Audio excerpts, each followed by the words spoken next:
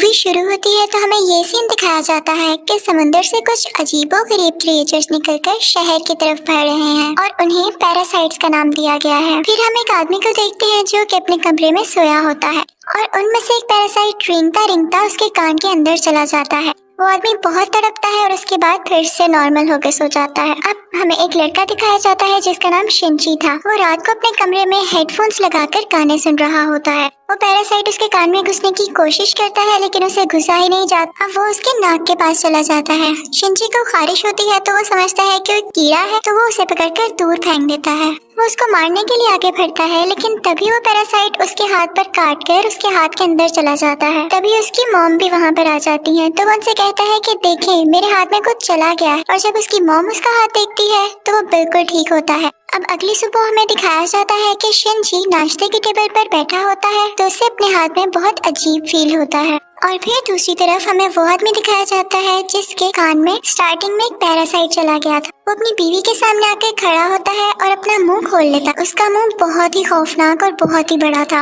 और वो अपनी बीवी का सर अपने मुंह में लेकर अपना खौफनाक मुंह बंद कर लेता है और ये सब उसी पैरासाइट की वजह से हो रहा था। फिर हमें शिनची दिखाया जाता है जो कि स्कूल जाते हुए रास्ते में अपनी दोस्त से मिलता है। वो भी उसमें काफी अजीब हरकतें नोट करती है और जब वो स्कूल पहुंच जाता है तब भी उसके साथ बहुत कुछ अजीब हो रहा था, जैसे उसके राइट हैंड में काफी पावर आ गई हो। वो घर आता है और अपना हाथ काटने की कोशिश करता है लेकिन उसका हाथ मूव करने लगता है और उसे रोकता है और फिर हम देखते हैं कि उसका हाथ एक क्रिएचर में बदल गया है और वो शिनची से बातें भी कर रहा था। फिर हम देखते हैं कि वो शिनची की बुक्स भी पढ़ा करता था और उसका लैपटॉप भी यूज किया करता था क्योंकि वो इंसानों के रहने के तरीके जानना चाहता था। जब इसने शिनची की बॉडी में घुसने की कोशिश की थी तो शिनची ने इसे आगे जाने से रोक लिया था, इसलिए अब ये सिर्फ राइट हैंड में था और उसी हाथ को कंट्रोल कर रहा था। ये अपना नाम मिकी बताता है और कहता है कि तुम मुझे कभी मत काट क्योंकि मैं तुम्हें कुछ नहीं कहूँगा, तुम मेरे होस्ट जो हो। अब हम देखते हैं कि शिनची और मिकी में दोस्ती होने लगी थी लेकिन बाकी सब लोग जिनको पैरासाइट्स ने इन्फेक्ट किया था वो पूरे शहर में बहुत तबाही मचा रहे थे और इंसानों को मारकर खा रहे थे। दूसरी तरफ मिकी शिनची को खींचकर एक रेस्टोरेंट की तरफ ले जाता है। वहाँ पर भी बहुत सारे इन्फेक्टेड लोग यानी पैरासाइट्स इंसानों का गोश्त खा रहे थे। वो शिनची को देखते हैं तो उन्हें लगता है कि ये भी इन्फेक्टेड है और उसे भी वो गोश्त देते हैं लेकिन जब उन्हें पता चलता है कि पूरी तरह से तो इन्फेक्ट नहीं हुआ बल्कि ये अभी भी इंसान है तो वो उसे ही मारने के लिए आगे बढ़ते हैं लेकिन मिकी उनको आगे से मारता है और शिनची की जान बचा लेता है क्योंकि अगर शिनची मर जाता तो वो खुद भी मर जाता और ये उसने अपने फायदे के लिए किया था। अब न्यूज आती है कि शहर के लोग मारे जा रहे हैं और किसी को कुछ समझ नहीं आ रहा कि इन्हें मारने वाला है कौन क्योंकि पैरासाइट्स अपना ये काम बहुत होशियारी और छुप के कर रहे थे। शिनची मिकी से कहता है कि तुम अपने साथी पैरासाइट्स को क्यों नहीं कहते कि इंसानों को मत खाएं। तो मिकी उससे कहता है कि तुम भी तो सब्जियों और जानवरों के गोश्त को खाते हो तो इसी तरह हम लोगों का खाना इंसान ही है तो इसमें बुरी बात क्या है। अब मिकी को पता चल जाया करता था कि उनके आसपास कौन सा पैरासाइट है तो जब शिनची स्कूल जाता है तो वो उसे बताता है कि तुम्हारे पास एक और पैरासाइट और वो कोई और नहीं बल्कि उसकी टीचर थी। वो टीचर जब शिनची को देखती है तो उसे भी पता चल जाता है कि इन्फेक्टेड है लेकिन वो कहती है कि तुम्हें मुझसे डरने की कोई जरूरत नहीं है क्योंकि मैं इंसानों को नुकसान नहीं पहुँचाना चाहती बल्कि मैं उनके तरीके इसलिए पढ़ रही हूँ ताकि इंसानों जैसी क्वालिटीज हमेशा मुझ में रहें। वो उसे दो और पैरासाइट्स के पास लेकर जाती है, एक स्टूडेंट होता है और एक पुलिस ऑफिसर। वो बताती है कि ये पुलिस ऑफिसर मेरा हस्बैंड है और हमारा बेबी होने वाला है और वो बेबी बिल्कुल नॉर्मल इंसान होगा तो हम भी इंसानों की तरह ही रहना चाहते हैं। हम किसी को नुकसान नहीं पहुँचाएंगे, किसी को सरेआम नहीं मारेंगे लेकिन छुप के गोश्त खाना चाहते हैं तो क्या तुम हमारा ग्रुप ज्वाइन करोगे। लेकिन मिकी इस बात को नहीं मानता। अब अगले दिन वही पुलिस ऑफिसर उन लोगों के पास आता है तो मिकी शिनची को बताता है कि ये हमें मारने आया है क्योंकि इसे पता चल चुका है कि उस दिन रेस्टोरेंट में हमने एक पैरासाइट को मारा और इसी के साथ वो पुलिस ऑफिसर इन पर अटैक कर देता है। अब मिकी और शिनची भी बहुत लड़ते हैं और इसको फाइनली मार देते हैं।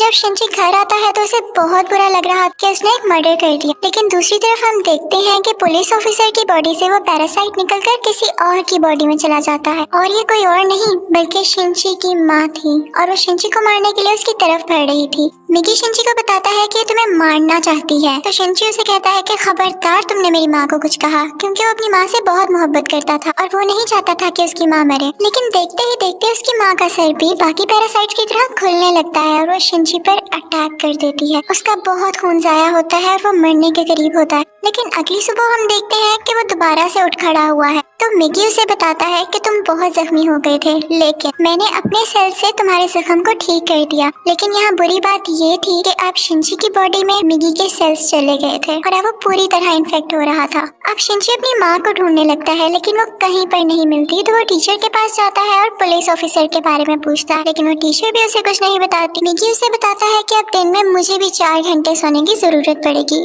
और उस वक्त मैं तुम्हें बचा नहीं सकूंगा, तुम्हें अकेले ही लड़ना होगा। लेकिन क्योंकि मिगी के सेल्स भी अब उसकी बॉडी में थे तो उसके अंदर मिगी की क्वालिटीज भी आने लगी। खैर, फिर हम देखते हैं कि वही स्टूडेंट जो टीचर ने दिखाया था, जो कि अब पैरासाइट बन चुका था, वो भी शिंची के स्कूल में ही एडमिशन ले लेता है।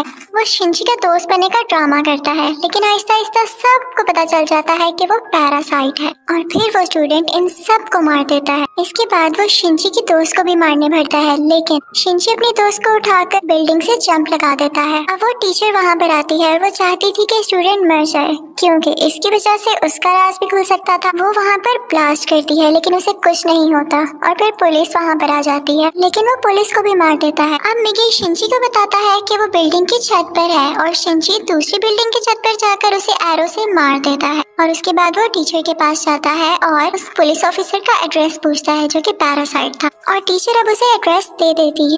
उस पुलिस ऑफिसर का पैरासाइट अब भी उसकी माँ के अंदर था। लेकिन यहाँ पर मिगी के सोने का टाइम हो जाता है, तो इसका मतलब ये था कि शिंची को यहाँ पर अकेले ही लड़ना था। उस पैरासाइट को खत्म करने के लिए जैसे तैसे करके वो उसकी गर्दन काट देता है, जिसके बाद उसकी माँ और वो पुलिस ऑफिसर दोनों मारे जाते हैं। फिर हम देखते हैं कि शिंची अपनी दोस्त से हॉस्पिटल मिलने जाता है। वो बातें कर रहा होता है कि मैं एक एक करके सब पैरासाइट्स को मार दूंगा, कि तभी हम देखते हैं कि कोई उनकी पिक्चर्स ले रहा है और वो कोई जासूस था। और यहाँ पर ही इस मूवी का पार्ट 1 खत्म हो जाता है और अब मैं आपको एक्सप्लेन करूंगी इस मूवी का पार्ट 2।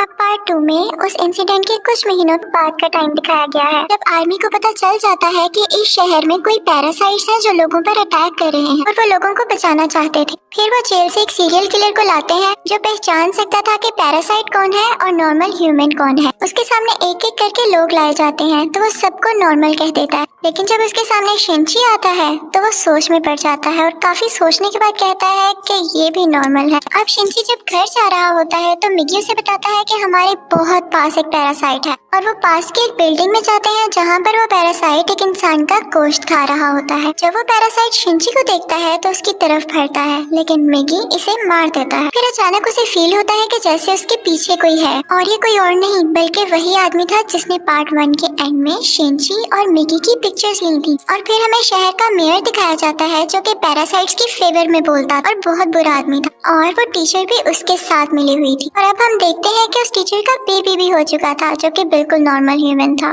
वो मेयर जान गया था कि शिंची पैरासाइट्स को मार रहा है, तो वो भी उसे मारना चाहता था, लेकिन टीचर उसे मना कर देती है। वो कहती है कि मिगी और शिंची आपस में जुड़े हुए हैं, तो मैं देखना चाहती हूँ ये कैसे एक साथ रहते हैं, और अगर तुम शिंची को मारोगे तो हमारा पैरासाइट मिगी भी मर जाएगा। और इसीलिए उसी ने शिंची के पीछे वो जासूस भेजा था ताकि उस पर नजर रख सके। शिंची एक दिन चल रहा होता है कि उसे फिर से फील होता है कि उसके पीछे कोई है। वो जासूस उसकी सारी बात सुनता है और उसे कहता है कि तुम्हें अपने बारे में पुलिस को बता देना चाहिए। तो शिंची उससे कहता है कि नहीं, पुलिस में भी बहुत सारे पैरासाइट्स भरे पड़े हैं। उसे यहाँ पता चल जाता है कि इस जासूस को टीचर ने उसके पीछे लगाया है। तो वो टीचर के पास जाता है और कहता है ये तुम सब क्या कर रहे हो, ये करना बंद क्यों नहीं कर देते? तो टीचर उससे कहती है तो तुम हमारे साथी पैरासाइट्स को क्यों मार रहे हो? वो सिर्फ अभी इंसानों को खाना सीख रहे हैं और कुछ देर बाद वो उनको मारना भी बंद कर देंगे। वो चुप हो जाता है और फिर जासूस के पास जाता है और उसे बताता है कि वो टीचर बहुत खतरनाक पैरासाइट है, वो किसी भी वक्त तुम्हें भी नुकसान पहुंचा सकती है, तो तुम उससे दूर रहो। लेकिन जासूस उसकी बात पर यकीन नहीं करता। अब अगले दिन वो जासूस उस मेयर से मिलता है। उसे शिंची की बात को टेस्ट करना था कि वो सच बोल रहा है या नहीं, तो इसलिए वो मेयर के रूम में वॉइस रिकॉर्डर लगा देता है। लेकिन मेयर को इस बारे में पता चल जाता है और वो जासूस को मारने का हुक्म दे देता है कि ये अब हमारे लिए नुकसान बन चुका है। वो पैरासाइट को उसके घर भेजता है उसे मारने के लिए, लेकिन वो घर पे नहीं होता तो उसकी बेटी को मार देते हैं। अब दूसरी तरफ शिंची को मिगी बताता है कि तुम पर 5 पैरासाइट्स अटैक करने आ रहे हैं। अब उनकी तरफ एक आदमी बढ़ता है और उसी आदमी के अंदर वो 5 पैरासाइट्स थे। मिगी और शिंची उससे फाइट करते हैं और उसका सर उड़ा देते हैं। उन्हें लगता है कि अब ये मर चुका है, लेकिन अभी तो सिर्फ एक पैरासाइट मारा गया था और 4 अभी भी बाकी थे। बाकी के पैरासाइट्स उसके हाथ में आ जाते हैं और उसे कंट्रोल करने लगते हैं। अब वो टीचर मेयर से कहती है कि जब मैंने तुम्हें मना किया था कि तुम उस जासूस या शिंची को मारने के लिए पैरासाइट नहीं भिजवाओगे तो तुमने ऐसा क्यों किया। अब मेयर यहाँ पर नोट करता है कि उस टीचर के दिल में माँ बनने के बाद इंसानों वाले इमोशंस वापस आ रहे थे, तो इसे बात बिल्कुल अच्छी नहीं लगती। अब वो उस टीचर को मारने के लिए 3 पैरासाइट्स भेजता है, लेकिन चूंकि वो भी पैरासाइट थी तो उसको पता चल जाता है कि कोई इसे मारने आ रहा है और वो उनको पार्किंग में बुलाती है और उन तीनों से अकेले ही मुकाबला करके उन्हें मार देती है। लेकिन जब वो घर आती है तो वो देखती है कि उसका बच्चा वहाँ पर नहीं है और उसे एक नोट मिलता है जिस पर लिखा होता है कि तुम्हारा बच्चा मेरे पास है और ब्रिज पर मुझसे मिलने आओ। इनफैक्ट वो नोट उस जासूस का था। वो अपनी मरी हुई बेटी का बदला लेना चाहता था टीचर के इस बेबी को मारकर। वो टीचर घबराते हुए शिंची को भी अपने साथ वहाँ लेकर जाती है, तो शिंची उस जासूस को बताता है कि तुम्हें इसे मारकर कुछ नहीं मिलेगा क्योंकि ये बेबी एक नॉर्मल इंसान है। इसी दौरान आर्मी भी वहाँ पर आ जाती है और उन्हें पता चल जाता है कि मेयर ने अपनी बिल्डिंग के अंदर बहुत सारे पैरासाइट छुपाए हुए हैं। अब वो बिल्डिंग से एक एक करके लोगों को निकाल रहे थे और उनमें से जो पैरासाइट था वो उसको शूट करते जा रहे थे। सीरियल किलर भी वहीं पर था और फिर हम मेयर को स्पीच करता हुआ देखते हैं जो बता रहा होता है कि असली मॉन्स्टर्स तो इंसान हैं जो कि पैरासाइट्स को बिला वजह मार रहे हैं। तो वहाँ पर बैठे हुए आर्मी के सब लोग उसे शूट कर देते हैं जिससे उसकी डेथ हो जाती है। तभी वो सीरियल किलर चिल्लाने लगता है कि ये इंसान था, ये तो बस पैरासाइट्स का साथ दे रहा था। लेकिन जब वो पीछे मुड़ के देखते हैं तो वही आदमी उनके पीछे खड़ा होता है जिसके अंदर 5 पैरासाइट्स थे। सब उसे शूट करते हैं लेकिन उसे कुछ नहीं होता। फिर हम देखते हैं कि जासूस उस बच्चे को फेंकने ही वाला होता है। टीचर जब ये देखती है तो अपने बच्चे को बचाने के लिए उसे मजबूरी में पैरासाइट बनना पड़ता है। वो अपना एक हाथ निकालकर जासूस की चेस्ट में घुसा देती है जिसकी वजह से सबको पता चल जाता है कि वो एक पैरासाइट है। पुलिस उस पर मुसलसल शूट करने लगती है और वो जान गई थी कि अब उसकी जान नहीं बच सकती, तो वो अपना बेबी शिंची को पकड़ाने आती है। जैसे ही वो बेबी शिंची को पकड़ाती है बहुत ज्यादा गोलियां लगने की वजह से उसकी फौरन डेथ हो जाती है। यहाँ पर शिंची को अपनी माँ भी याद आने लगती है और उसमें इंसानों वाली फीलिंग्स दोबारा से आने लगती है। अब पुलिस शिंची को अपने साथ इन्वेस्टिगेशन के लिए ले जाती,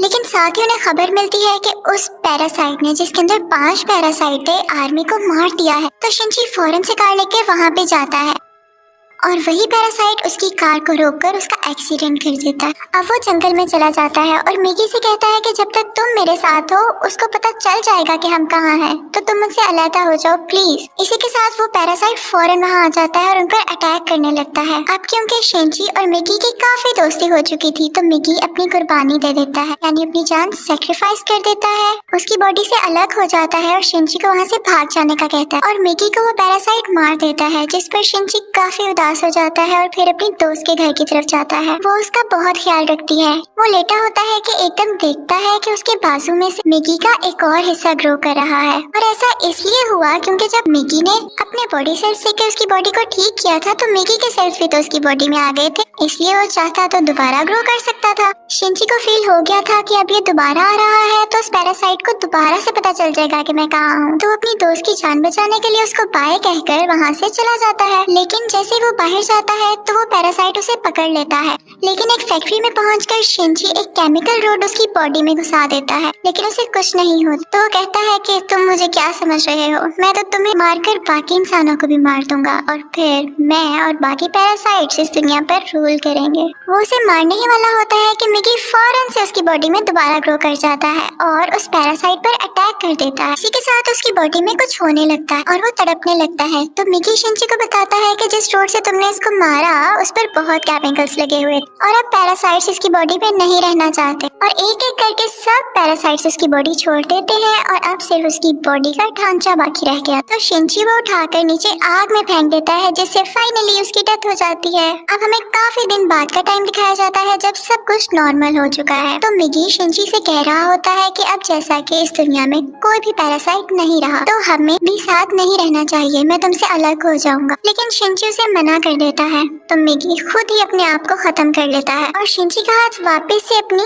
फॉर्म में आ जाता है, जिस पर वो काफी उदास हो जाता है और मिगी को मिस करने लगता है। अब हम देखते हैं कि काफी टाइम गुजर गया है और शिंची और उसके दोस्त अच्छी जिंदगी गुजार रहे थे और वो उस टीचर के बेबी से भी मिलने जाया करते थे कि अचानक हम देखते हैं कि वो सीरियल किलर वापस आ गया था और वो शिंची के दोस्त को किडनैप कर लेता है। वो उसके कान में कहता है कि असली मॉन्स्टर इंसान है, लेकिन शिंची की दोस्त उसे कहती है कि असली मॉन्स्टर तो तुम हो, तुम लोगों को मारते हो। तो इस बात पर वो सीरियल किलर उसको बिल्डिंग से नीचे धक्का दे देता है, लेकिन शिंची फौरन से जाता है और अपना हाथ लंबा करके उसे बचा लेता है। और यहाँ पर उसे फील होता है कि उसकी मदद यहाँ पर मिगी ने की है। और यहाँ पर मूवी फाइनली खत्म हो जाती है, यानी पार्ट 2 भी। Thank you for watching.